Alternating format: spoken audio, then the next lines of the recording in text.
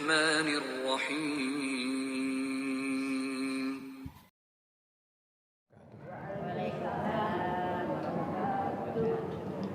Alhamdulillah. Alhamdulillahirabbil alamin. Asyhadu an la ilaha illallah wahdahu la syarika lah. Wa asyhadu anna Muhammadan abduhu wa rasuluh. Allahumma shalli ala Muhammad wa ala ali Muhammad. Qala Allah ta'ala fil Qur'anil Karim. A'udzu billahi minasy syaithanir rajim. Ya ayyuhalladzina amanu ittaqullaha wa qulu qawlan sadida. Wa qala ta'ala aidan wasta'inu bis-sabri was-shalah. Innallaha ma'as sabirin. Shadaqallahul adzim. Ibu beserta Bapak sekalian yang saya hormati, yang dirahmati Allah. Alhamdulillah, pagi hari ini sebagaimana yang pernah saya sampaikan, Allah telah memberikan kemudahan jalan kepada kita untuk menuju surga. Amin. Sebagaimana disampaikan Rasulullah SAW, barang siapa yang menghadiri majelis menuntut ilmu seperti ini, maka Allah memudahkan jalan menuju surga. Inilah yang kita harus berbahagia. Jadi kita datang untuk ngaji, kita datang mendatangi majelis seperti ini, manfaatnya tidak sekedar manfaat dunia. Manfaat dunia kita dapat ilmu, manfaat dunia kita bisa bersilaturahim, lebih dari itu manfaat akhirat. Allah memudahkan jalan menuju surga, luar biasa. Nah, baik, kita awali kajian kita pada pagi hari ini dengan baca basmalah. Bismillahirrahmanirrahim. Ibu Bapak yang saya hormati, tema yang saya siapkan adalah yakin terhadap pertolongan Allah dan makar rencana jahat pasti akan dihancurkan oleh Allah. Jadi kalau kita jadikan satu, menjadi satu keyakinan yang harus mantap, yakin terhadap pertolongan Allah dan yakin bahwa makar rencana jahat pasti dihancurkan oleh Allah. Keyakinan ini harus betul-betul ada pada diri kita.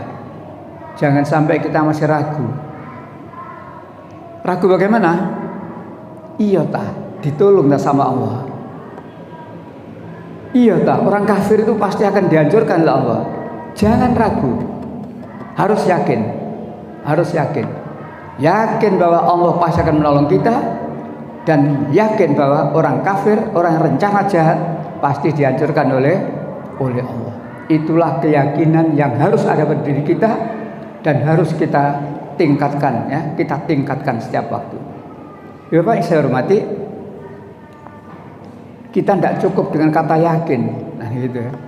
Tapi juga perlu adanya satu langkah-langkah, tindakan-tindakan untuk mewujudkan keyakinan kita bahwa Allah pasti menolong kita, untuk mewujudkan langkah keyakinan kita bahwa Allah pasti akan menghancurkan kejahatan orang-orang yang berencana jahat itu.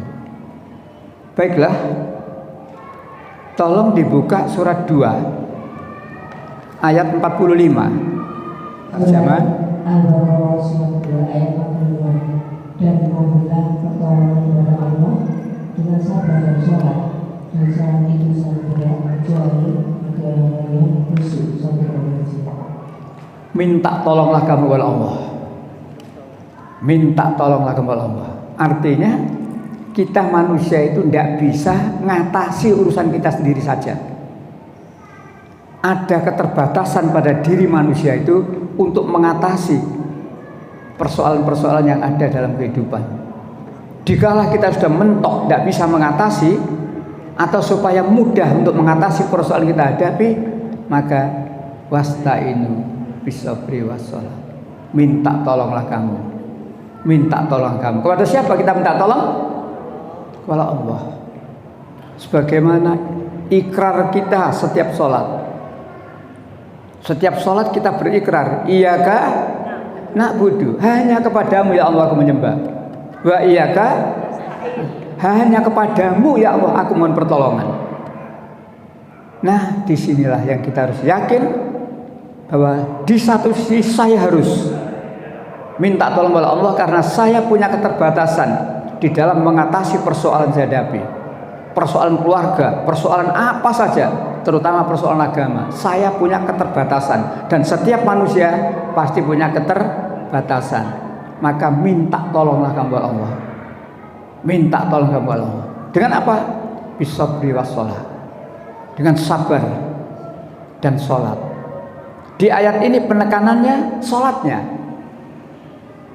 Nanti di ayat lain sabarnya. Di ayat ini sholatnya. Sesungguhnya sholat itu berat. Ilah khasi, kecuali bagi orang yang khusyuk, yang sholatnya betul-betul dipahami dan yakin tentang manfaat sholat. Ucapan-ucapan kita lakukan sholat, yakin. Penekannya di sini adalah sholat. Tapi pada hakikatnya kita diperintah oleh Allah minta tolong kepada Allah dengan sabar dan sholat. Ayat lain yang hampir sama, surat 2 153. A'udzu billahi minasyaitonir rajim. Ya ayyuhalladzina amanu ta'inu bisabri wassalah innallaha ma'as-sabirin. Wahai orang-orang yang beriman, mohonlah pertolongan kepada Allah dengan sabar dan sholat. Sungguh Allah beserta orang-orang yang sabar. Hai orang yang beriman, karena kita yakin bahwa Allah itu punya kekuatan, kekuasaan yang tidak terbatas. Kita punya keyakinan bahwa segala permohonan kita, doa kita pasti dikabulkan. Begitu kita diperintahkan oleh Allah minta tolong kepada Allah, maka kita harus melaksanakan ini. Jangan merasa saya tidak butuh Allah. Tidak ada orang tidak butuh Allah itu. Jangankan lagi kepada Allah, kepada orang lain saja kita ini butuh. Suatu ketika kita ini terbatas butuh orang lain. Penjual butuh pembeli. Dodol tok dak sing kene tuku. Mambu dagangane. Pembeli butuh penjual, duit-duit ini gak dodol. Mambu duitnya dan seterusnya. Jadi ada hubungan lebih-lebih dengan Allah. La ilaha illallah. Baik. Dua ayat itu kita jadikan landasan. Minta tolong kepada Allah dengan sabar dan sholat. Sabar dalam artian kalau minta tolong kepada Allah, ada kalanya cepat dikabulkan sesuai dengan keinginan kita.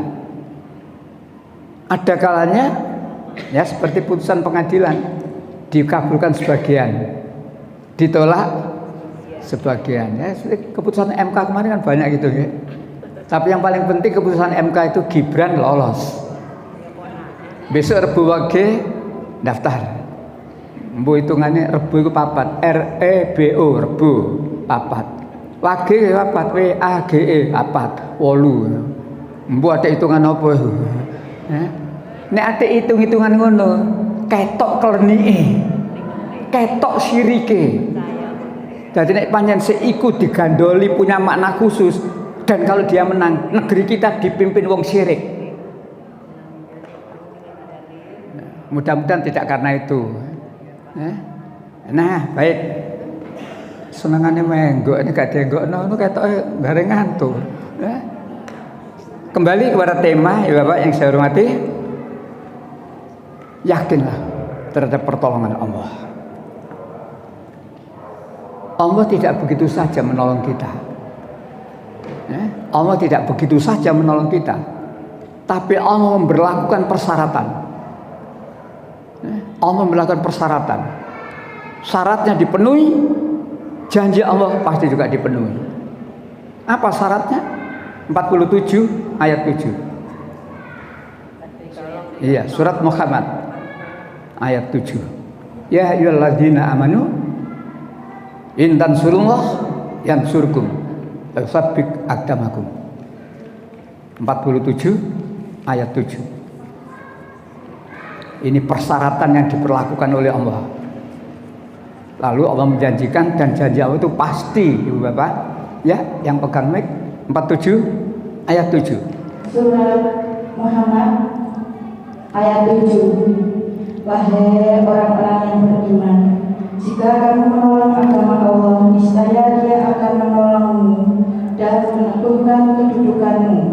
Itulah ya, persyaratan yang diberlakukan oleh Allah dan sekaligus janji Allah. Kalau persyaratan ini tidak dipenuhi, maka janji Allah juga tidak akan dipenuhi. Syaratnya capres dan cawapres juga harus sehat.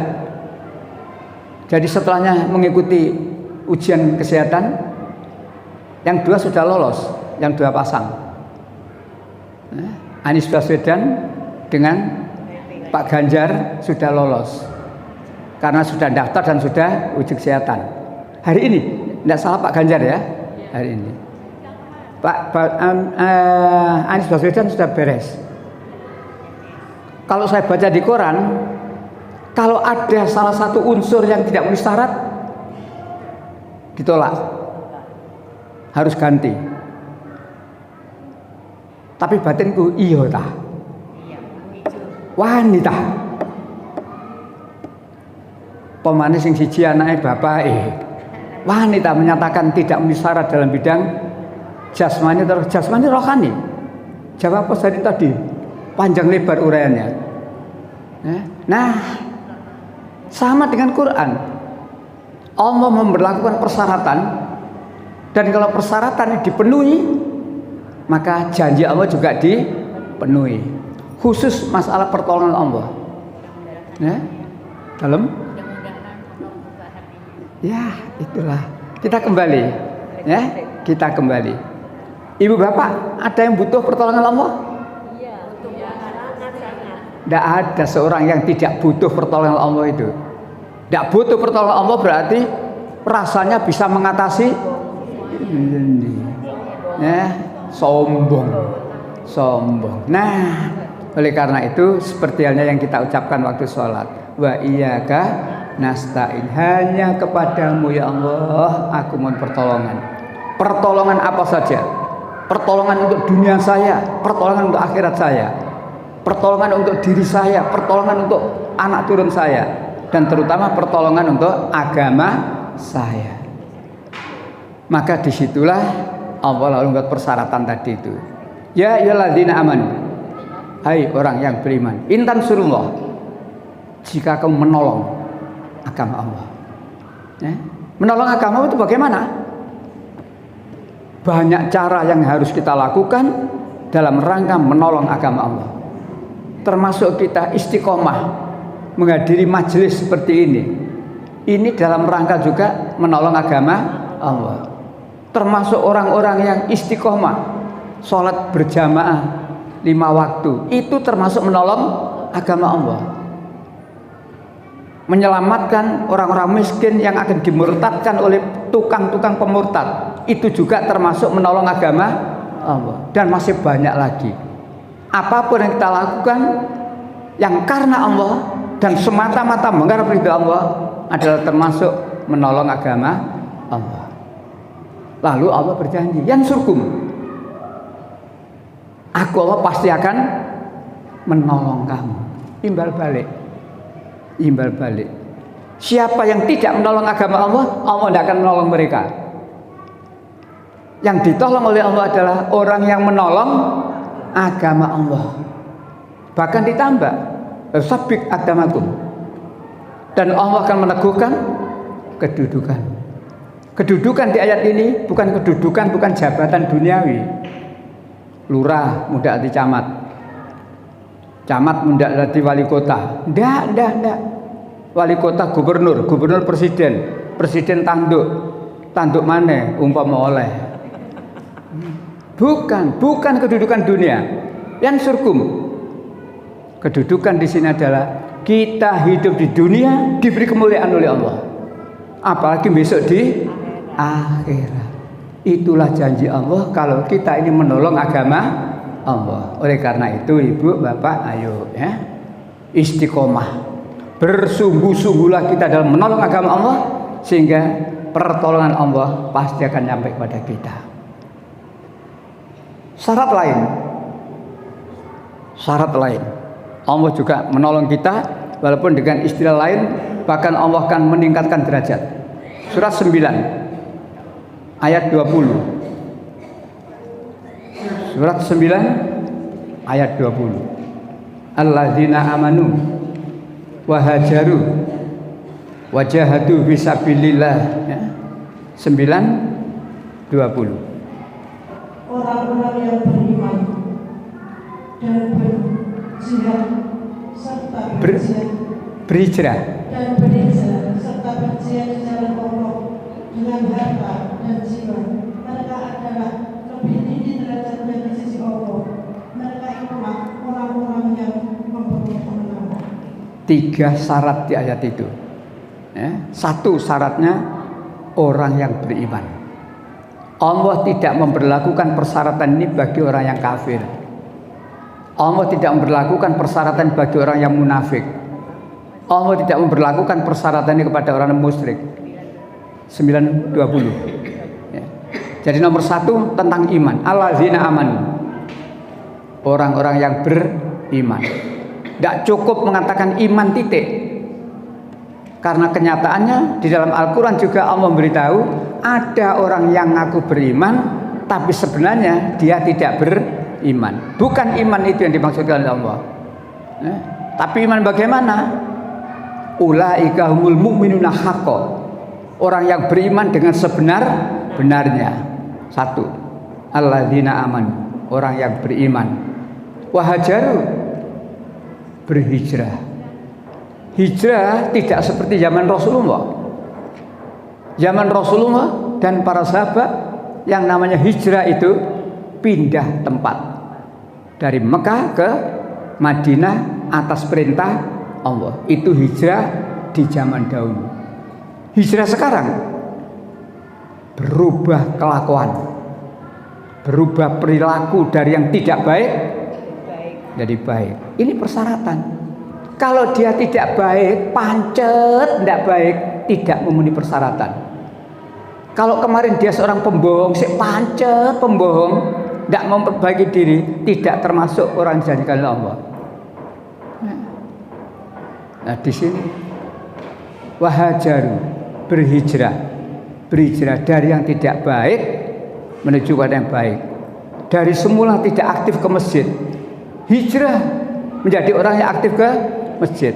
Orang yang seperti itulah yang nanti pasti akan mendapatkan pertolongan Allah, karena persyaratannya itu. Alladzina amanu wa hajaru, berhijrah, ganti perilaku, merubah dari yang tidak baik menuju pada yang baik. Ditambah yang ketiga, yang terakhir, wajahadu fisabilillah, berjihad di jalan Allah.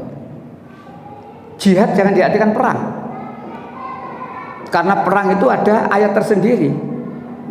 Jihad di sini bersungguh-sungguh di jalan Allah. Dengan apa? Dengan harta. Rezeki yang diberikan oleh Allah kepada kita bukan milik kita semuanya. Rezeki yang diberikan oleh Allah kepada kita sebagian adalah milik orang-orang yang miskin, baik mereka yang minta-minta maupun yang tidak minta-minta. Rezeki yang diberikan oleh Allah kepada kita sebagiannya adalah kita keluarkan untuk fisabilillah, ya, dalam rangka menegakkan agama Allah. Tidak semuanya milik kita. Makanya terkait dengan rezeki ada namanya, ada sis, zakat, infak, sodako. Nah, itu menyadarkan kita bahwa rezeki kita itu tidak milik kita semuanya. Di dalam rezeki yang kita miliki itu ada 3 aturan: sis, Z, I, S, zakat, I, infak, S, sodako.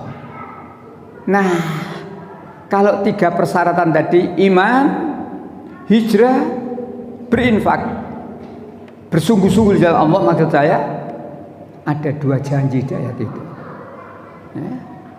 Orang yang beriman, yang berhijrah, yang berjihad di jalan Allah, azamu darajatan indallah, Allah pasti akan meningkatkan derajat. Apa artinya meningkatkan derajat itu? Menjadi orang yang mulia, bukan derajatnya panas. Dari 28 dan 29 nulis Apa mana 30 lebih kelengek-kelengek. Azamu darajatan indallah. Allah akan meningkatkan derajat. Derajat. Artinya mulia di dunia, lebih-lebih mulia ditambah lagi faulaika mufaizun. Mereka itulah orang-orang yang mendapat kemenangan. Mereka siapa? Mereka yang tiga ini. Beriman, berhijrah, berjihad di jalan Allah. Itulah persyaratan yang dipersyaratkan oleh Allah sehingga kita ditolong oleh Allah. Dijadikan orang yang berderajat tinggi di sisi Allah dan dijanjikan kemenangan. Menang bukan karena pertandingan, tapi yang dimaksud menang di sini kita mencapai kebahagiaan dunia, mencapai kebahagiaan di akhirat, lebih-lebih kita dihindarkan dari api neraka. Itulah kemenangan yang besar. Jadi yang dikatakan kemenangan itu bukan menang ketika pertandingan olahraga. Yang dikatakan menang bukan menang ketika pemilihan lurah, camat, presiden, bukan. Tapi dikatakan menang itu adalah kita dimasukkan oleh Allah ke dalam surga dan dihindarkan dari neraka. Itulah kemenangan yang hakiki. Fauzul azim, kemenangan yang besar. Mudah-mudahan syarat-syarat ini kita yakini dan kemudian kita betul-betul memenuhi persyaratan itu. Kalau persyaratan itu sudah kita penuhi, sekali lagi pasti janji Allah juga akan dipenuhi. Yakinlah akan pertolongan Allah.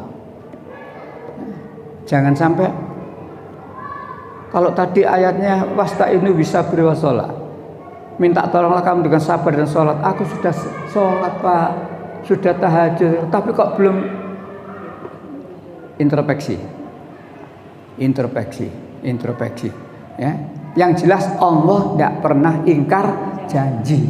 Kalau Allah menunda, belum mengabulkan permintaanmu hari ini, Allah akan mengabulkan permintaan kita di waktu lain dan itu lebih menyenangkan. Memang sifat manusia itu kan sadek, maunya sekarang minta sekarang menang. Ya Allah, tumpas itu Israel ya Allah sekarang juga. Maunya kan begitu toh. Tidak bisa sekonyong-konyong itu. Allah mengatur ya. Tetapi yakin suatu saat Israel yang tidak punya negara, Bani Israel tidak punya negara loh Bu. Bisa aja jajah itu. Ya. Jadi Israel tidak punya negara khusus. Bisanya yang menjajah. Walaupun itu melanggar konstitusi internasional, tapi sampai sekarang ya masih seperti itu. Tetapi umat Islam tidak putus asa. Kembali kepada ayat yang tadi itu, minta tolong kepada Allah ditegaskan dengan sabar dan sholat. Seringkali kita menghadapi apa-apa lalu disuruhkan sholat. Hujan tidak segera turun, mintanya sholat. Ada masalah yang kita hadapi sulit menentukan, minta bilang kepada Allah sholat. Apa saja kita hadapi, termasuk juga bagaimana Israel supaya cepat dihancurkan oleh Allah. Umat Islam sedunia diperintahkan sholat. Yang di dalam sholat kemudian ada doa kunut nazilah, mohon pertolongan Allah ketika kita menghadapi bahaya. Bahayanya di sana, di Palestina. Tapi kita tidak boleh membiarkan saudara-saudara kita dibantai oleh orang kafir. Maka umat Islam sedunia dianjurkan, ketika kamu sholat, selipkan doa di kalau kamu berdoa. Ya Allah, berilah kesabaran dan kemenangan pada saudara-saudara kami yang ada di Palestina, dan hancurkan ya Allah orang-orang Israel sebagaimana janjimu, engkau pasti akan menghancurkan orang kafir itu. Disinilah Islam. Jadi Islam itu tidak cukup Indonesia toh. Sesama Islam adalah saudara. Innamal mu'minina ikhwatun. Tiap-tiap yang beragama Islam adalah saudara. Tidak peduli Islam di mana saja itu saudara kita. Maka kalau saudara kita disakiti oleh orang kafir, kita tidak boleh tinggal diam. Saya Jumat yang lalu menyerukan di Masjid UNER waktu saya khutbah Jumat, ormas Islam di Indonesia bicara dengan pemerintah. Barangkali pemerintah mengizinkan kita kirim pasukan ke sana dan tentunya diperlengkapi. Atau kalau tidak diizini kirim pasukan ke sana, bantuan nyata, obat-obatan, makanan dan sebagainya. Jadi kita tidak boleh tinggal diam. Baik, ya saya hormati, kembali pertolongan Allah. Yakin dengan pertolongan Allah. Allah menjamin. Allah telah memberikan jaminan untuk menolong kita. Surat 22. Surat 22 ayat 40. Surat 22 ayat 40. Yaitu orang-orang yang diusir dari kampung halamannya tanpa alasan yang benar, hanya karena mereka berkata, Tuhan kami yang menolong. Seandainya Allah tidak menolong kekerasan sebagian manusia dengan sebagian yang lain, tentu telah dilumpuhkan biara-biara dan gereja-gereja, rumah-rumah ibadah orang-orang Yahudi dan masjid-masjid yang di dalamnya banyak disebutkan Allah pasti akan menolong orang-orang yang menolong agamanya. Sungguh Allah Maha Kuasa. kalimat yang itu ya. Sungguh Allah akan menolong. Pasti Allah akan menolong. Menolong siapa? Siapa-siapa yang menolong agama Allah. Sungguh pasti Allah akan menolong. Menolong siapa-siapa yang menolong agama Allah ya.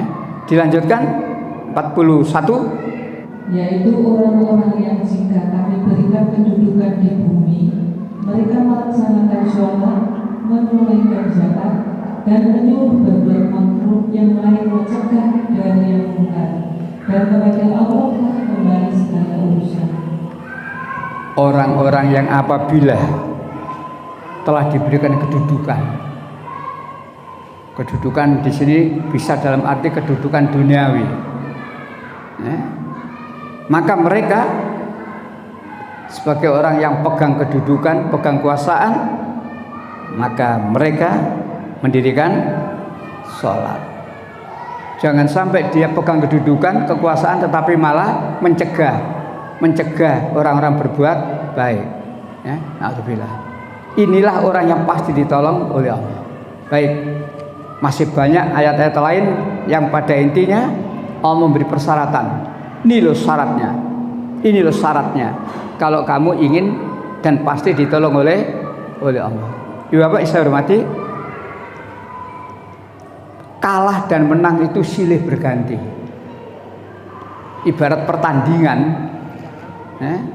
baik itu pingpong, sepak bola dan lain sebagainya, namanya pertandingan ya, silih berganti. Suatu ketika bisa kalah, suatu ketika bisa menang. Sama dengan umat Islam menghadapi beberapa kali peperangan. Jadi zaman Rasulullah berapa kali terjadi peperangan, tapi yang namanya kalah dan menang tidak selalu menang, tapi juga tidak selalu kalah. Allah menjadikan kalah atau menang silih berganti. Surat 3 140. Maka kamu pada perang Uhud mendapat luka, maka mereka pun pada perang Badar mendapat luka yang serupa.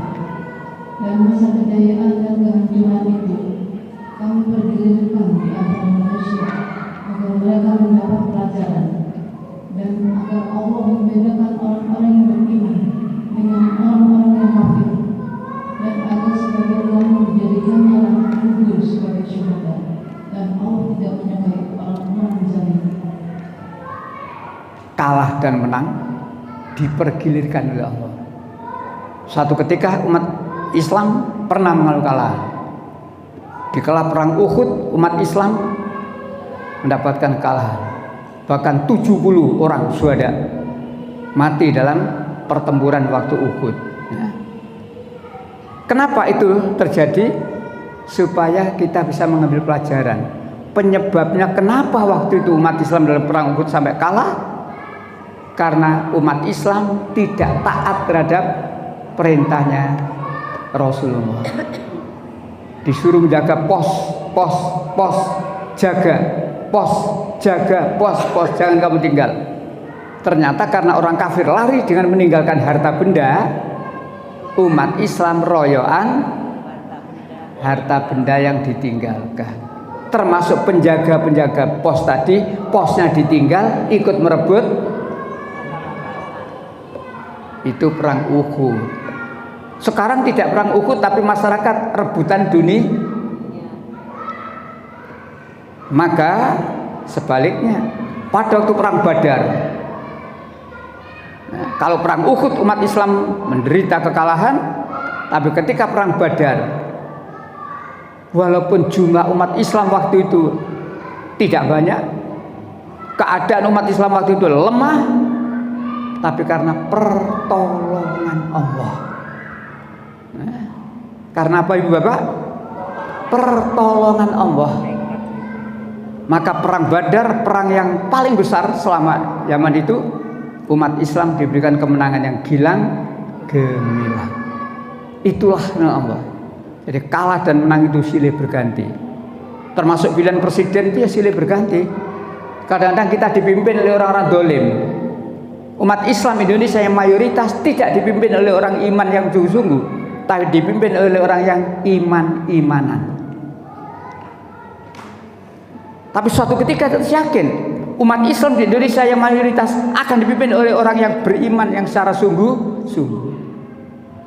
Ini ayat. Keadaan pertarungan itu silih berganti. Maka ketika kamu kalah, lakukan introspeksi. Opo kok kalah? Lah musuh gak jujur Pak. Ya, lah kamu harus bagaimana? Mengantisipasi ketidakjujuran supaya kecurangan masa lalu bisa tertutup, tidak lagi terjadi kecurangan lawan. Yang lebih ditakuti kan kecurangan. Nah, itulah ayat 140. Tetapi Allah memberitahu pada kita sebelum itu 139. Nah, naik satu ayat 139. Monggo surat 3 139. Wala tahinu wala tahzanu.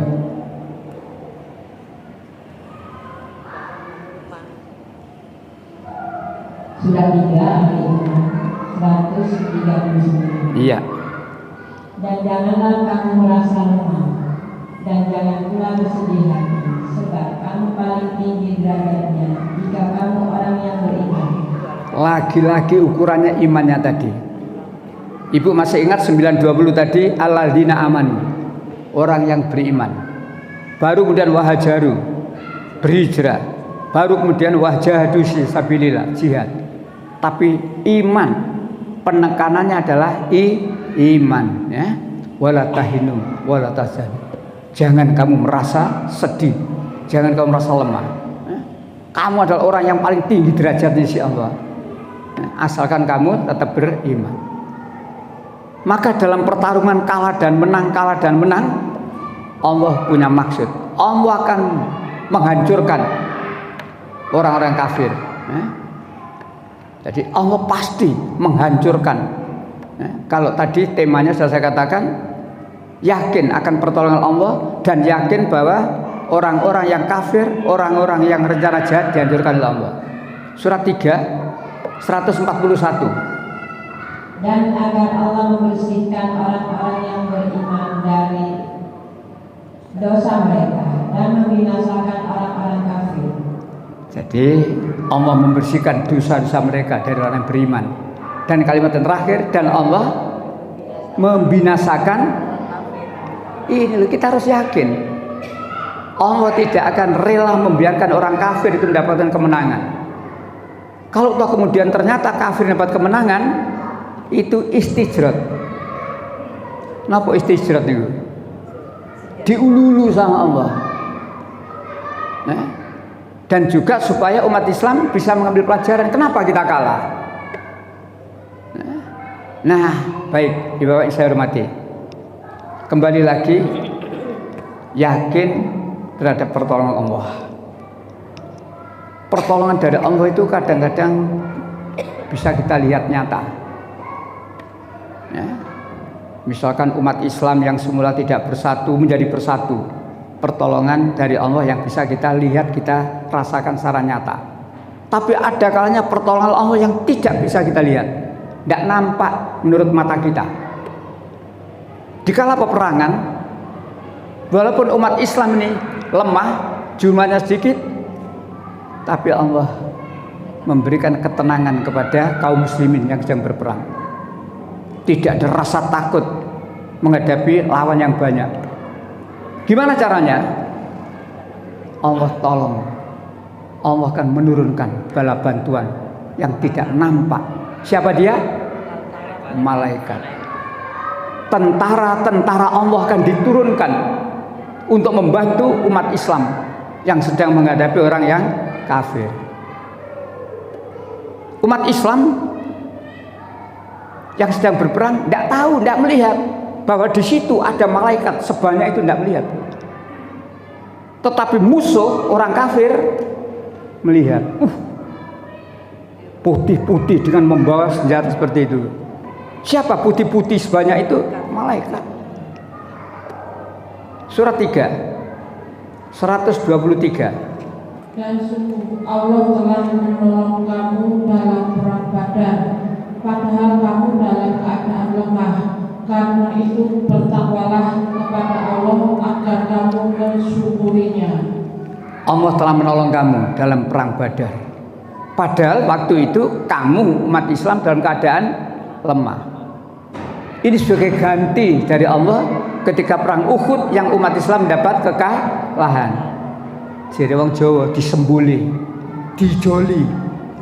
Nek kemarin kamu kalah karena kamu tidak taat kepada Allah dan Rasulnya, tapi dalam perang Badar walaupun kamu lemah, jumlah pasukanmu sedikit, kekuatanmu lemah, tapi Allah menolong.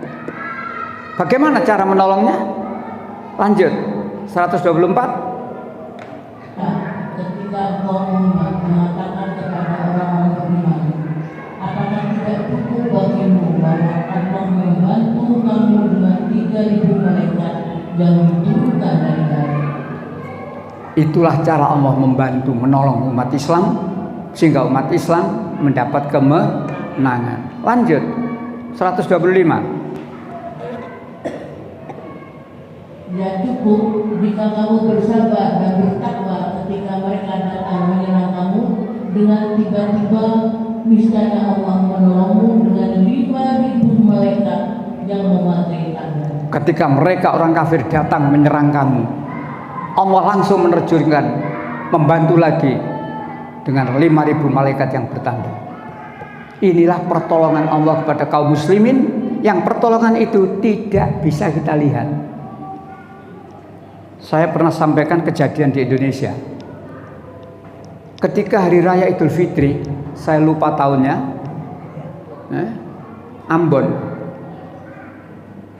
pas hari raya Idul Fitri, umat Islam di sana diserang oleh orang-orang Nasrani, akan dibantai oleh orang Nasrani. Maka umat Islam lari tunggang langgang untuk mencari perlindungan, mencari keselamatan. Tidak ada tempat lain yang menjamin selamat kecuali dia lari ke masjid. Maka umat Islam lari menuju masjid, masuk dalam masjid, tetap dikejar oleh orang Nasrani waktu itu. Sampai di muka masjid, mereka orang Nasrani yang banyak tadi balik kanan, lari tunggang langgang. Mengapa dia balik kanan lari tunggang langgang? Esok paginya mereka kemudian cerita, karena saya melihat, kami melihat di situ banyak pasukan putih-putih dengan membawa siapa dia? Itu sejarah betul, terjadi betul, bukan ngarang ini. Insya Allah masyarakat Islam Ambon masih ingat itu. Kalau saya kan bukan orang Ambon, saya cuma sejarah, ini sejarah. Ya. Nah, jadi ibu bapak jangan gusar. Melihat sesuatu permasalahan jangan gusar. Lalu gimana? Minta tolonglah kamu kepada Allah. Wasta'inu bisabri wassalah. Wa inna lakabiratun. Sesungguhnya yang demikian, salat itu berat ila alal khosiin, kecuali orang yang khusyuk. Minta tolong dengan khusyuk artinya yakin. Ketika saya minta tolong pada Allah ini, Allah itu maha mendengar doa saya dan pasti mengabulkan doa saya. Nah, seperti itu ya. Dan sabar. Sabar artinya kita tetap istiqomah dalam permintaan tolong oleh Allah, dan sabar barangkali tidak segera dikabulkan. Jadi walaupun sedunia ngomong, ya Allah, Israel ya Allah, hancurkan, habiskan, belum tentu hari ini habis. Itulah wasta'inu bisabri wassalah. Minta tolonglah kamu dengan sabar dan sholat. Adapun yang kedua, innallaha ma'as sabirin. Sesungguhnya Allah itu beserta, sesungguhnya Allah itu senang kepada orang yang sabar. Termasuk sabar yang sering saya terangkan, sabar dalam Islam itu tetap melaksanakan perintah Allah. Sabar dalam Islam itu tetap menjauhi larangan Allah. Sabar dalam Islam itu tidak putus asa di saat kita menghadapi musibah, tetap sabar. Beda dengan sabar yang saya baca di Alkitab. Yesus berkata, kalau kamu ditampar pipimu yang kiri, berikan pula pipimu yang kanan. Loh apa? Nek ditampar pipi yang kiri, menengahi penceng loh. Berikan pula yang kanan, cek balik mana. Tapi maksudnya tidak begitu. Apa yang disabdakan Yesus di ayat itu maksudnya, kalau kamu dijahati orang, jangan kamu balas dengan kejahatan. Loh maksudnya begitu. Tapi orang Kristen belum tentu ngerti loh itu. Dan itu ajaran Allah di Al-Quran. Jadi apa yang difirmankan dalam Al-Quran sama yang disampaikan oleh Yesus di dalam Alkitab. Kalau kamu dijahati oleh orang, jangan kamu balas dengan kejahatan. Lalu dibalas dengan apa? Kebaikan. Ayo surat piro ayat piro? 4134. Dan tidaklah sama kebaikan dengan kejahatan. Tolaklah kejahatan itu dengan cara yang lebih baik, sehingga orang yang ada rasa permusuhan antara kamu dan dia akan seperti teman yang setia. Dan tidak sama kejahatan dengan kebaikan. Ya sama lah, podo lah ya apa lah. Beda, hak dan batil beda. Maka Allah menegaskan tidak sama. Tidak sama. Kejahatan yang mana? Tolak kejahatan itu dengan cara lebih baik. Artinya kita jangan mengolok-olok, tetapi tunjukkan bagaimana kebaikan Islam itu dari agama yang lain. Ketika saya mengajar Kristologi, saya tidak mengolok-olok, saya tidak menghina ajaran Kristen, tidak.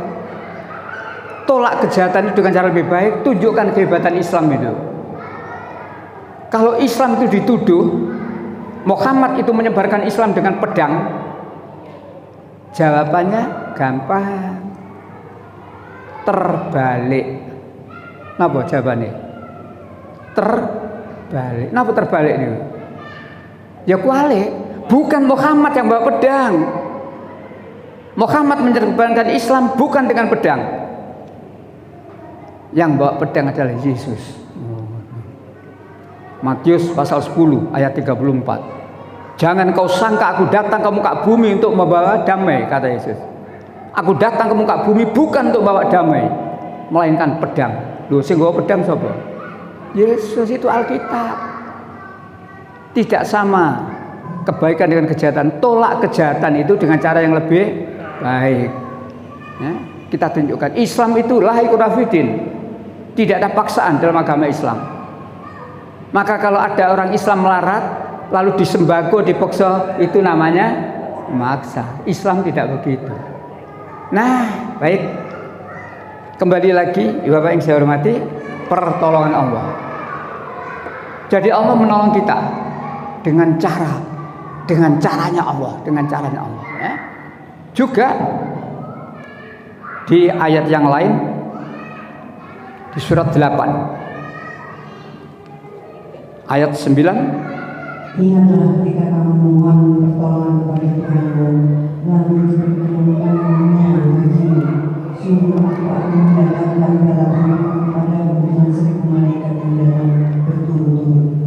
ketika kamu minta pertolongan pada Tuhan, dijawab, sungguh aku akan menolong kamu. Dengan apa?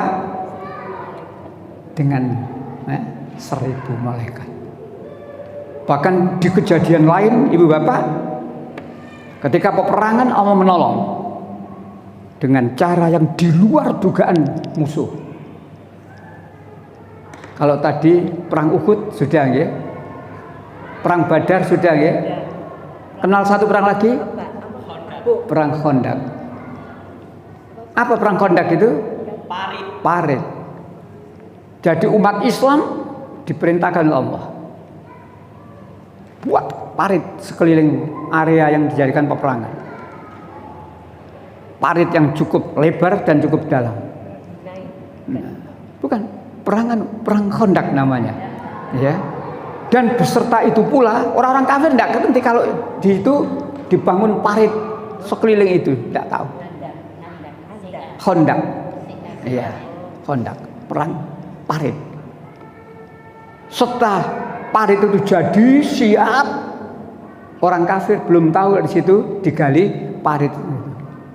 Kemudian Allah menurunkan angin topan yang luar biasa, sehingga orang-orang kafir seluruhnya masuk dan tenggelam dalam parit. Luar biasa. Coba kita lihat surat Al-Ahzab, golongan Al-Ahzab, golongan surat 33 ayat 9. Jadi kisah-kisah ini saya sering sampaikan, apa yang terjadi masa lalu bisa terjadi hari ini dan bisa terjadi terulang hari kemudian. Jadi Al-Quran tidak sekedar sejarah, tapi kejadian dalam Al-Quran bisa terulang kembali. 33 ayat 9. Wahai orang-orang yang beriman, ingatlah akan nikmat Allah yang telah dikaruniakan kepadamu ketika bala tentara datang kepadamu, lalu kami kirimkan kepada mereka angin topan dan bala tentara yang tidak dapat terlihat olehmu. Allah melihat apa yang kamu kerjakan. Allah mengirimkan angin topan dan mengirimkan bala tentara yang tidak terlihat. Jadi setelahnya parit itu dibuat oleh umat Islam, oleh kaum muslimin, maka disitulah kemudian Allah menurunkan bantuannya, angin topan. Ya, saking besarnya angin, orang-orang kafir tidak bisa ngerem dirinya untuk tegak di tempat. Seperti orang yang dilempar gitu. Akhirnya mereka kecebur dalam parit yang dibuat. Loh kok sebesar itu dorongannya? Malaikat diturunkan oleh Allah. Bersamaan dengan angin topan yang diturunkan, Allah juga menurunkan malaikat menghabisi orang-orang kafir tadi sehingga mereka mati bergelimpangan di dalam parit itu. Perang Khandaq. Pendek kata ibu bapak, pertolongan Allah jangan ragu-ragu. Selama kita ini beriman yang teguh, ya, beriman yang teguh, kita tidak akan dikalahkan oleh Allah. Gimana kalau kita dikalahkan oleh Allah? Syahid. Ada pertanyaan, mengapa Israel yang sebiadab itu kok tidak dihancurkan oleh Allah segera? Israel sebiadab itu menghabisi saudara-saudara kita di Palestina. Mengapa Israel kok masih belum dihabisi? Sehingga banyak saudara kita yang mati. Itulah cara Allah mengantarkan saudara-saudara kita menjadi syuhada. Jadi gitu. Kita tidak sekedar sakno ya. Ya menurut kita sakno. Kasihan. Tapi justru bagi mereka, jangan kamu katakan orang-orang yang mati di jalan Allah itu mati. Nah, sebenarnya mereka itu hidup di sisi Allah. Bahkan mereka masih mendapat rezeki. Sesungguhnya mereka itu hidup di sisi Allah, tapi kamu tidak mengetahui. Jaminan dari Allah. Jadi kalau suatu ketika, naudzubillah tapi mungkin terjadi suatu ketika misalkan umat Islam di Indonesia, komunis dari Cina, muskak karu-karuan akeh, umat Islam Indonesia dibantai oleh para komunis yang datang, maka kalau kita Allahu Akbar, mati syahid. Bisa terjadi tak? Bisa terjadi. Bisa terjadi, bisa tidak terjadi, tergantung siapa? Tergantung Allah. Ya sama dengan pilihan presiden. Pertolongan Allah. Kalau sudah, janjinya sudah, persyaratannya sudah, pertolongan Allah sudah saya sampaikan. Sekarang tahap berikutnya. Setiap yang bertanding kepingin menang atau kepingin kalah? Kepingin menang. 3 pasang nanti semuanya kepingin, tapi tidak mungkin presiden telu. Kan tidak mungkin dah. Yang menang cuma 1 pasang. Siapa dia? Tidak nyebut nama, tidak nyebut partai. Siapa dia? Jawabannya buka surat 3 ayat 26, itu jawabannya. Katakanlah Muhammad, wahai Tuhan pemilik kekuasaan, Engkau berikan kekuasaan kepada siapa yang Engkau kehendaki, dan Engkau cabut kekuasaan dari siapapun yang Engkau kehendaki. Engkau muliakan siapapun yang Engkau kehendaki, dan Engkau hinakan siapapun yang Engkau kehendaki. Di tangan Engkaulah segala kebajikan, dan sungguh Engkau Maha Kuasa atas segala sesuatu. Surat 3 ayat 26. Katakan Muhammad, kekuasaan itu ada di tangan Allah. Istilah sekarang hak prerogatif. Jadi mengangkat atau memberhentikan anggota DPR, mengangkat menteri bukan anggota DPR, mengangkat menteri, memberhentikan menteri, hak prerogatif presiden. Presiden mengangkat seseorang menjadi menteri, ojo protes. Presiden memberhentikan seorang menteri, ojo protes. Hak prerogatif presiden. Nah, sudah. Sekarang saya bawa ke sini. Katakan Muhammad, kekuasaan itu ada di tangan Allah. Hak prerogatif Allah. Cek tak gawe udan, cek tak gawe gak udan. Allah Maha Kuasa. Tak kayak menang, tak kayak kalah. Allah Maha Kuasa. Ada 4 ketentuan. 1 dan 2 dulu Ibu Bapak. Poin 1. Apa kata Allah? Allah akan memberi kekuasaan kepada siapa yang dikehendaki. Paham ya kalimatnya? Uraiannya? Maaf, walaupun Pak Anies wis koyok ngono, usahae koyok ngono, nek Allah tidak memberi menang, gak menang. Mulanya aja gelo. Termasuk partai pendukung, masyarakat yang memilih ojo gelo. Allah akan memberikan kekuasaan kepada siapa yang dikehendaki. Kalau tidak dikehendaki Allah gak jadi. Loh Pak, karena kecurangan, apapun sebabnya, nek Allah tidak memberi kepada dia, ya tidak jadi. Makanya ini yang bersangkutan, partai-partai pendukung ojo gelo.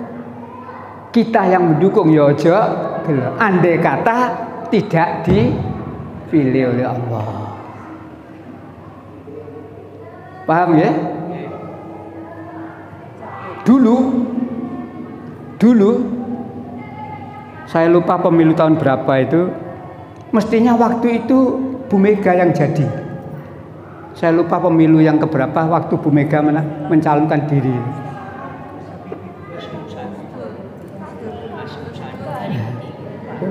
Tapi karena waktu itu ada kancil, saking pintere kancil, sopo kancile? Amin Rais.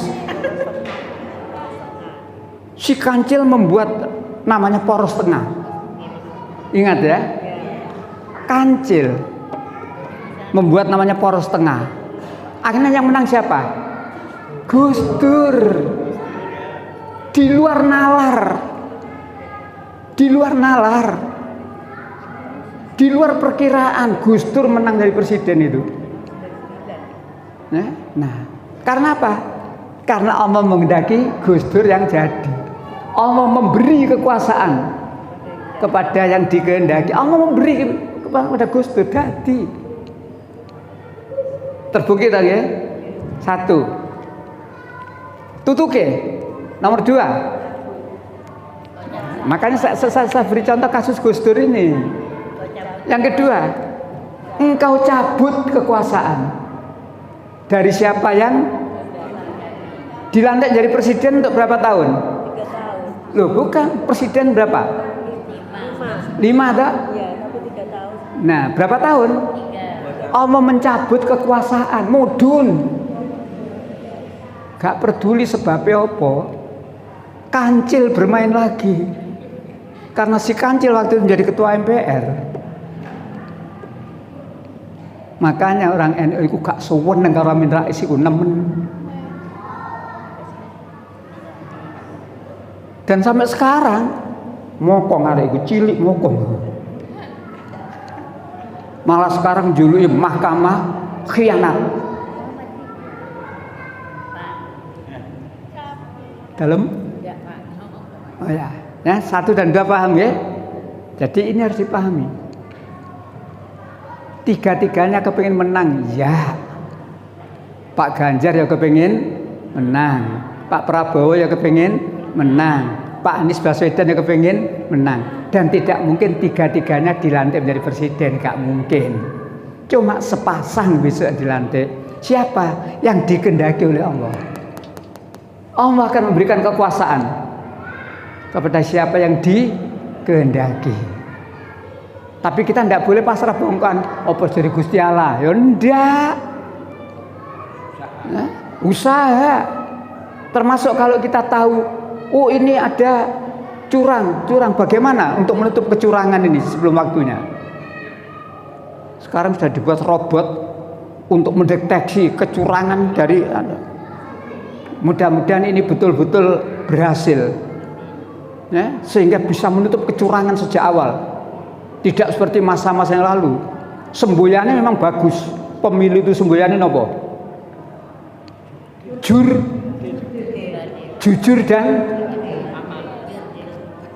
dan adil semboyannya. Tapi kenyataannya jauh panggang. Nah, 1 dan 2. Allah akan memberi kekuasaan pada siapa yang dikehendaki, dan Allah akan mencabut kekuasaan dari siapa yang dikehendaki. 3 dan 4. Nah, lain lagi masalahnya ini ya. Yang ketiga, Allah akan memuliakan siapa yang dikehendaki. Mulia. Setelahnya terpilih menjadi presiden, mulia. Ditambah sak periode maneh, mulia. Allah memuliakan kepada siapa yang dikehendaki, mulia. Ya kan? Nah, tapi ingat yang keempat. Apa yang keempat? Allah akan menghinakan siapa yang dikehendaki Allah. Yang ada hari ini ketir-ketir. Orang itu, Ibu, pikiran tidak ayem. Ini mergo napa nggih? Dok dik dok dok. Dredeg tok. Ada sebabnya ya? Orang tidak ayem itu mesti ada sebabnya. Ada masalah yang sedang disembunyikan. Orang yang membunuh seseorang terus melarikan diri keluar pulau, ndredeg mboten? Ndredeg nang kono. Aja-aja kecekel. Orang yang korupsi walaupun tidak konangan, setiap harinya engkau pas konangan KPK, tiba ketua KPK ya sedang diperiksa.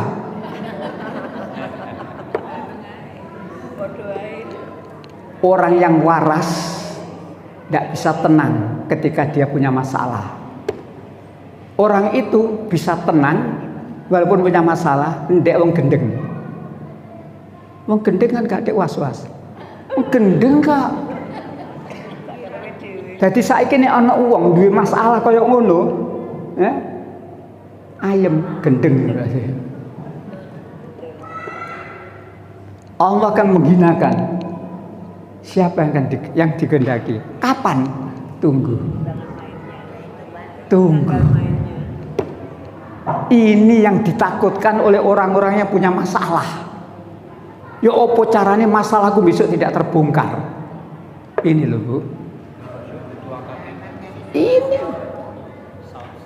Maka dengan orang itu kan punya tujuan kan dengan melakukan cara-cara tuh.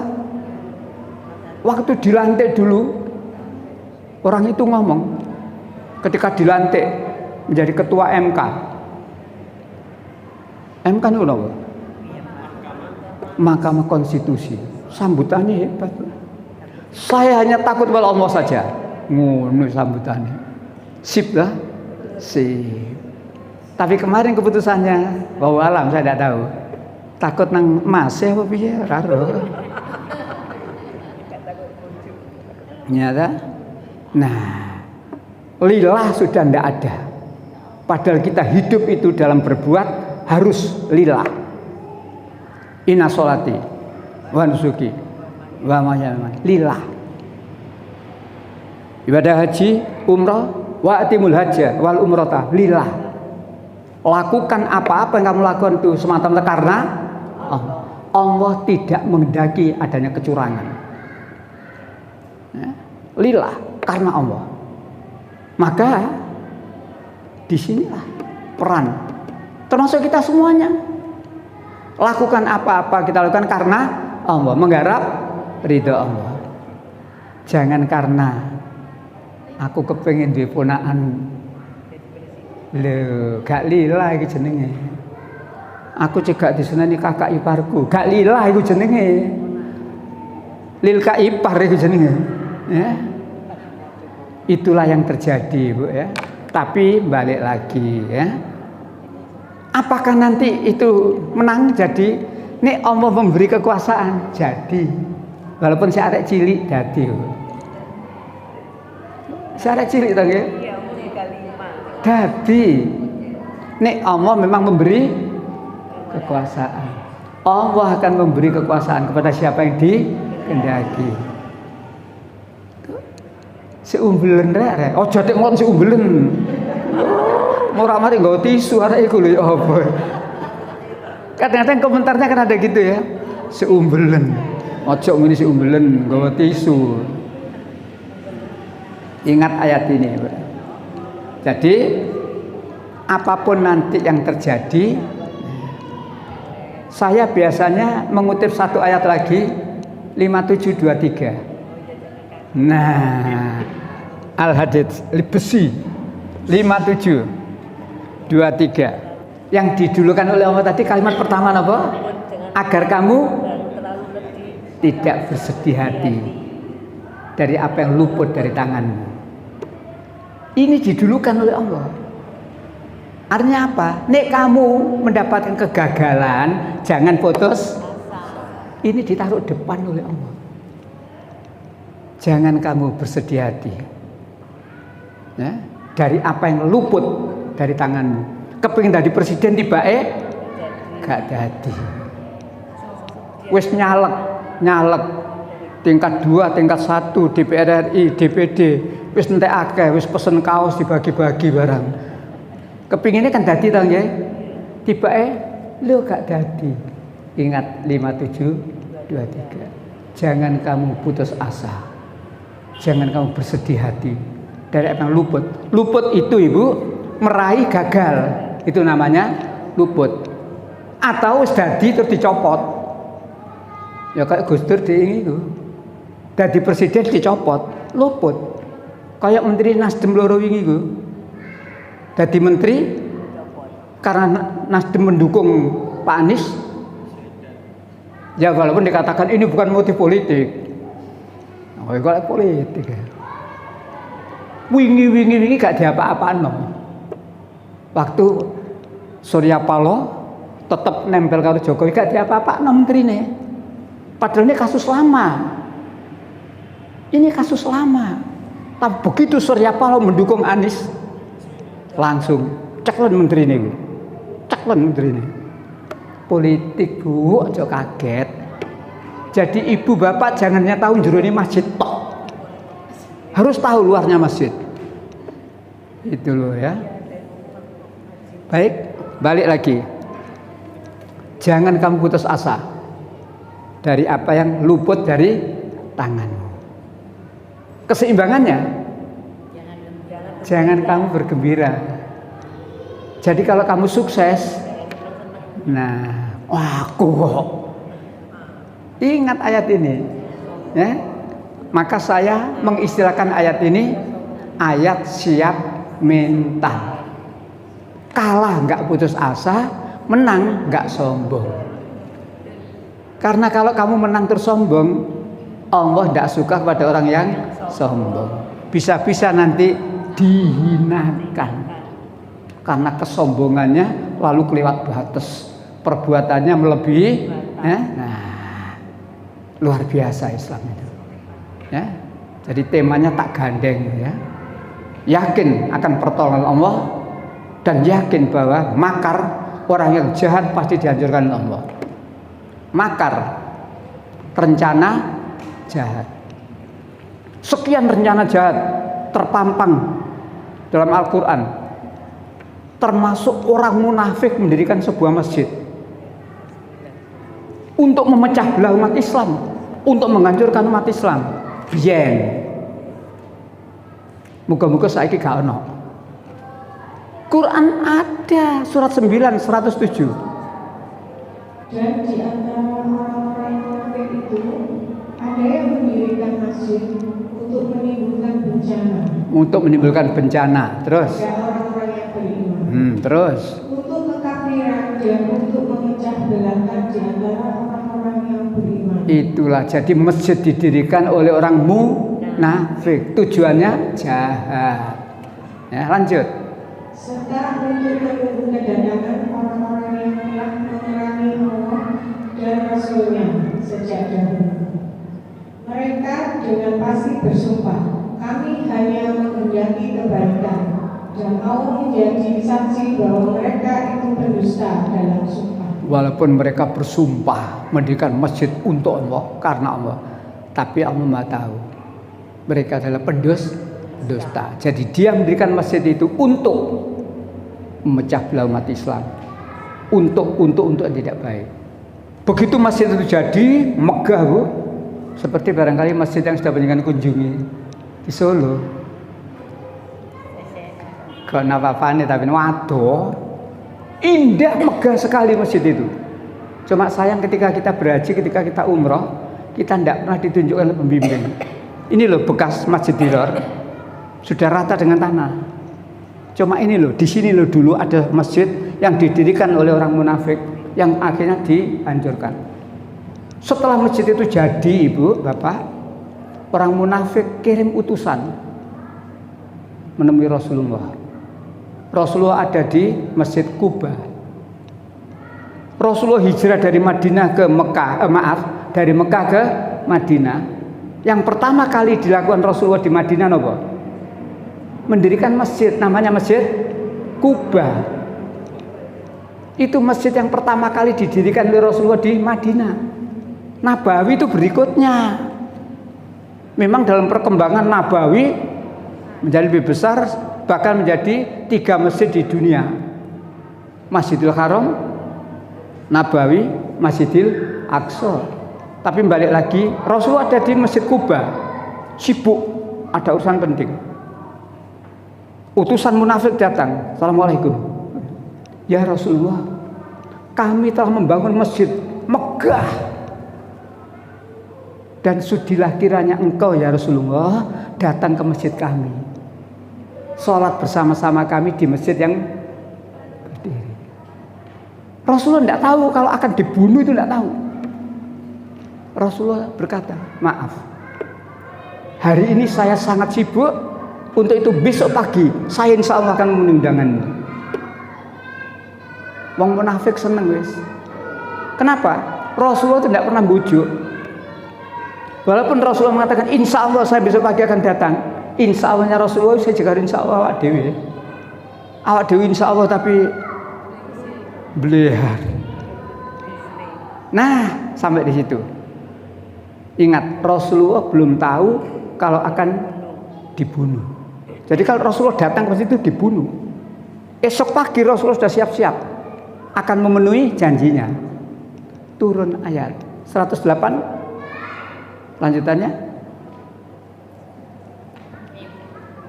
Surat 9 108. Janganlah engkau melaksanakan sholat dalam masjid itu selama-lamanya. Itulah firman Allah. Jadi Rasulullah sudah akan berangkat, wahyu turun. Muhammad, jangan kamu berdiri sholat di masjid itu untuk selama-lamanya. Artinya kamu jangan ke sana Muhammad. Walaupun kamu sudah menjanjikan insya Allah, kamu jangan berangkat. Kalau kamu datang, kamu dihabisi Muhammad. Muhammad baru tahu. Oh, kalau begitu saya ini ditipu oleh orang munafik, saya akan dibunuh. Lanjut. Sungguh masjid yang didirikan atas dasar takwa sejak hari pertama adalah lebih pantas engkau melaksanakan sholat di dalamnya. Di dalamnya ada orang-orang yang ingin membersihkan diri. Allah menyukai orang-orang yang bersih. Mudah-mudahan di Indonesia tidak ada orang yang bangun masjid tapi tujuannya jahat. Mudah-mudahan, ya, mudah-mudahan. Kalau dulu pernah ada presiden bangun masjid, insya Allah tujuannya baik. Ingin membangun masjid sekian banyak di Indonesia dan tercapai. Siapa itu yang namanya? Yang bangun? Presiden Soeharto. Masjidnya dinamai masjid apa? Yayasan Amal Bakti Muslim. Kebaikannya jangan dibuang. Kebaikan seseorang, akui itu kebaikan. Dan tujuannya Pak Harto tulus. Membangun masjid bukan untuk memecah belah umat Islam Indonesia, enggak, tulus. Se-Indonesia sekian ribu masjid. Yayasan Amal Bakti Muslim Pancasila. Kebaikan seseorang harus kita akui. Kejelekannya tanam, betul. Kata Pak Harto, mikul dur. Duh, itu loh. Jadi kebaikan tetap akui. Tapi kejahatannya gak usah diworo-woro. Nah, mudah-mudahan di Indonesia tidak ada yang mendirikan masjid seperti 107 tadi. Tembari kan sudah ada masjid perorangan, ya, orangnya memang berkuasa, bangun masjid, dinamai dirinya sendiri. Misalkan kalau Fadil ya Masjid Ahmad Fadil. Tapi mudah-mudahan masjid itu bukan termasuk masjid diror. Waspadalah. Balik lagi lillah. Apapun yang kita lakukan harus karena Allah, menggarap ridho Allah. Sampai di sini Bapak yang saya hormati, maka pertolongan Allah harus diyakini. Pertolongan Allah harus diyakini. Dan yang kedua harus diyakini bahwa orang-orang yang berbuat makar pasti dihancurkan oleh Allah. Nabi Muhammad akan dibunuh 830. Allah menyatakan wayam kuruna. Mereka membuat rencana tapi Allah menggagalkan rencana. Nabi Musa akan dibunuh oleh para pejabat. Tapi Nabi Musa ada yang bocori, hai Musa, para penguasa sedang rapat untuk membicarakan, merencanakan membunuhmu. Allah menggagalkan, Nabi Musa tidak terbunuh. Nabi Isa juga akan disalib, dibunuh. Allah menggagalkan penyaliban itu. Jadi ibu bapak, orang Kristen yakin Nabi Isa dinapakno? Mati disalib toh nggih? Jangan percaya itu. Walaupun untuk keyakinan mereka silakan. Tapi orang Islam harus punya keyakinan sendiri. 4:157. Dan kami hukum juga karena ucapan mereka, sesungguhnya kami telah membunuh Al-Masih Isa putra Maryam, Rasulullah. Stop. Ini yang ngomong adalah orang Yahudi. Jadi orang Yahudi ngomong dengan tegas, sesungguhnya kami telah membunuh Al-Masih Isa putra Maryam, Rasulullah. Mantep omongan itu. Kemudian Allah berkata, ya lanjut. Padahal mereka tidak membunuhnya. Satu, padahal mereka tidak membunuhnya. Lanjut. Dan tidak pula menyalibnya. Tidak pula menyalibnya. Lanjut. Tetapi yang mereka bunuh adalah orang yang serupa dengan Isa. Ya. Sesungguhnya mereka yang berselisih pendapat tentang pembunuhan Isa selalu dalam keraguan-keraguan tentang yang dibunuh itu. Mereka benar-benar tidak tahu siapa sebenarnya yang dibunuh itu, melainkan mengikuti persangkaan belaka. Jadi mereka tidak yakin telah membunuhnya. Yang harus penjenengan pegang teguh adalah kalimat yang Allah mengatakan mereka tidak membunuhnya dan mereka tidak menyalibnya. Yang dibunuh dan disalib adalah orang lain yang diserupakan. Soal orang Nasrani punya keyakinan Yesus mati disalib, silakan. Itu keyakinan mereka. Tapi kita punya garis, lakum dinukum, bagimu agamamu. Ada yang tanyakan kalimat itu? Ustaz, itu Yudas Iskariot dalam yang disalib dalam. Di Al-Quran tidak diterangkan siapa. Maka ketika saya pernah dialog dengan pendeta, saya dikatakan Quran tidak tuntas. Quran hanya menyatakan mereka tidak membunuhnya dan tidak menyalibnya. Yang dibunuh dan disalib adalah orang lain. Si pendeta tadi tanya pada siapa orang lain itu, Pak? Itu yang menurut dia Quran tidak tuntas. Gimana kalau penjenengan ditanya seperti itu? Memang tidak ada kata Yudas di Quran, tidak ada. Tidak ada. Kalau itu di footnote bisa saja keterangan, dah.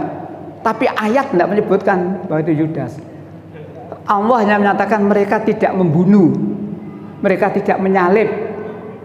Yang dibunuh dan disalib adalah orang lain. Siapa? Nah, saya lalu ingat karena saya punya Alkitab yang ditulis oleh salah seorang muridnya Yesus. Ya, nah, di situ diterangkan memang berdasarkan Injil Barnabas. Berdasarkan Injil Barnabas diterangkan tentang penyaliban Yesus itu. Ternyata yang disalibkan Yesus siapa? Yudas Iskariot. Ya, karena penulisnya memang Barnabas. Oleh karena itu Injil Barnabas dilarang bagi umat Kristen untuk membaca. Karena dalam Injil Barnabas banyak persamaan dengan Quran. Salah satunya penyaliban. Menurut Barnabas, Yudas Iskariot yang disalib. Menurut Injil mereka, siapa yang disalib? Yesus. Menurut Barnabas, anak Ibrahim yang dikorbankan siapa? Ismail, sama dengan Quran. Menurut Injil mereka, siapa yang dikorbankan? Iska, beda. Banyak beda. Jadi di Injil Barnabas itu banyak kesamaan dengan Al-Quran. Tapi juga ada perbedaan. Makanya orang Islam diberitahu oleh Rasulullah, kalau orang ahli kitab memberikan Alkitab kepadamu, jangan kamu terima seluruhnya. Jangan kamu anggap benar seluruhnya, tapi jangan kamu tolak seluruhnya. Artinya umat Islam itu harus kritis. Jangan kamu terima seluruhnya, karena di dalam Alkitab itu banyak ketidakbenaran. Jangan kamu tolak seluruhnya, karena di dalam Alkitab itu masih banyak firman-firman Allah yang asli loh. Disinilah yang kita harus kritis untuk pelajari.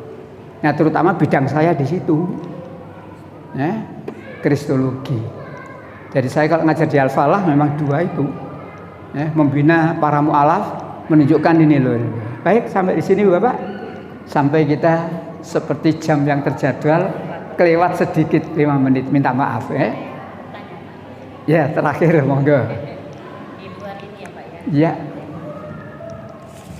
Kalau umat Islam saya Mutanya. oh ya, Bang tanya.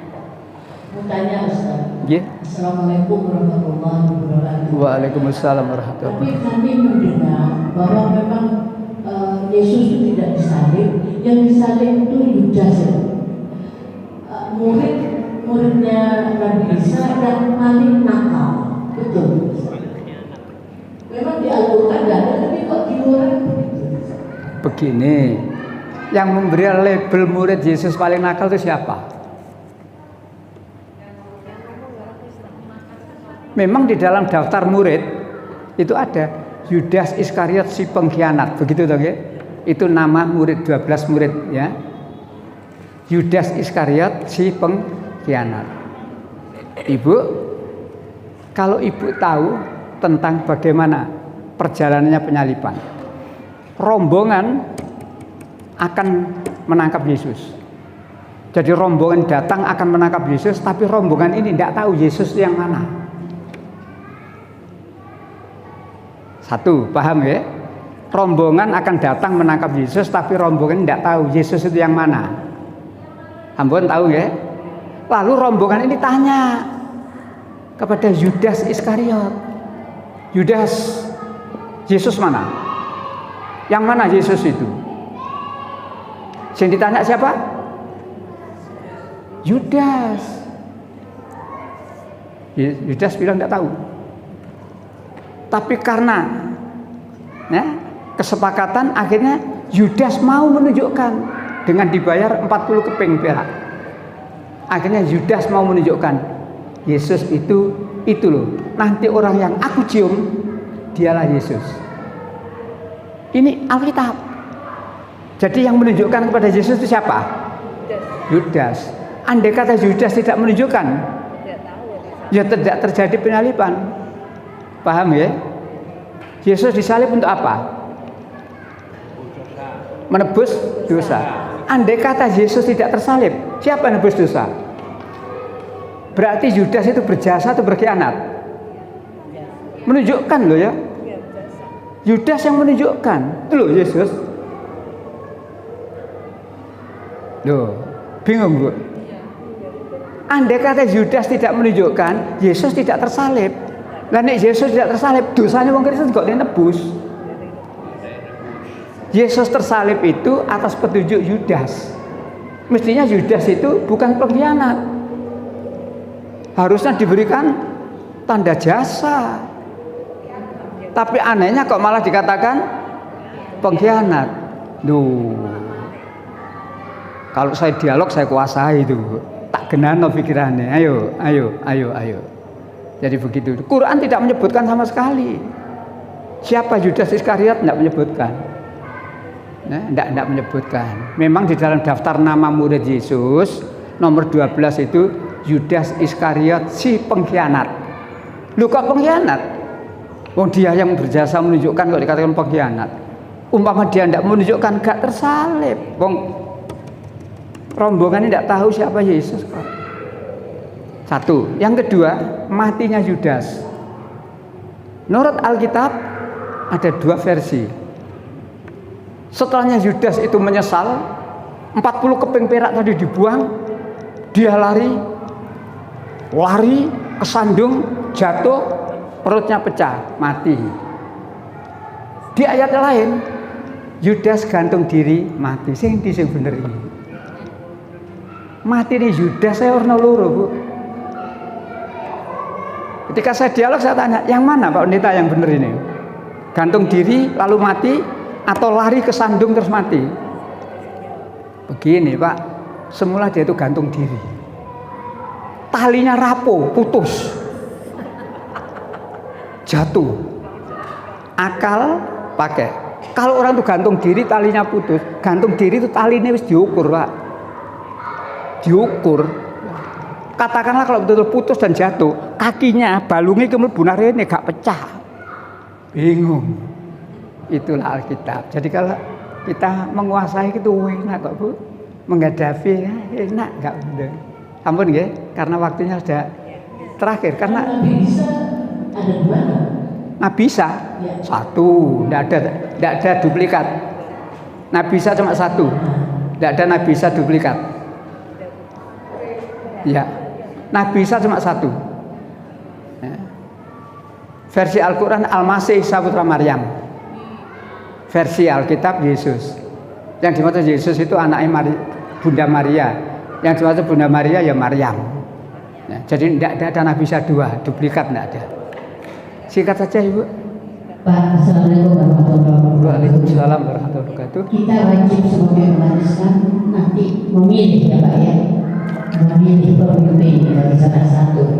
Tapi ada yang berprinsip selama negara ini dipimpin orang yang tidak berpedoman sama Al-Quran, saya selamanya tidak memilih. Itu betul nggak Pak? Terima kasih. Assalamualaikum warahmatullahi wabarakatuh. Waalaikumsalam warahmatullahi wabarakatuh. Jadwal saya Kamis kapan? Jadwal saya Kamis kedua bulan depan. Saya akan bawa tema, ya, termasuk nanti masuk. Temanya pembekalan bagi capres, cawapres, caleg dan calon pemilih. Pembekalan bagi capres, cawapres, caleg dan juga calon pemilih. Itu nanti masuk di situ pembekalan. Ya, Kamis kedua ya. Ya, insya Allah Kamis kedua mudah-mudahan kita masih diberikan sehat walafiat, diberikan kemudahan dan saya akan memaparkan itu. Pembekalan, ini bekal penting. Capres, cawapres tak bekali nanti. Caleg tak bekali nanti. Calon pemilih tak bekali besok insya Allah. Mudah-mudahan Allah memberikan kemudahan dan selalu diridhai oleh Allah. Tak tunda jawabannya Bu. Tunggu Kamis kedua. Baik, kita akhiri dengan alhamdulillahirabbil alamin. Subhanakallahumma wa bihamdika asyhadu an la ilaha illa anta astaghfiruka wa atubu ilaik. Assalamualaikum warahmatullahi wabarakatuh. Jadi boleh dicatat sekarang tema saya yang akan datang, pembekalan